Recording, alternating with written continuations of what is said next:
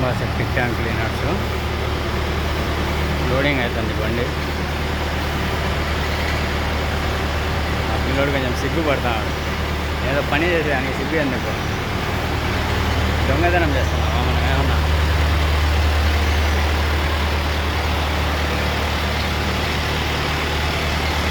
చిన్న సందులు ఇవి, వీళ్ళైనా ఈ టైంలోనే పెట్టేస్తారు. నైట్ పెడితే పని బాగుంటుంది సార్ అంటే వినలే, ఇప్పుడే పెట్టేయాలి అర్జెంట్ అయిపోయింది అని చెప్పాడు. ఇది మా నెంబరు 737, ఈ నెంబరైనా ఓకే, వాట్సాప్ నెంబర్ ఇది.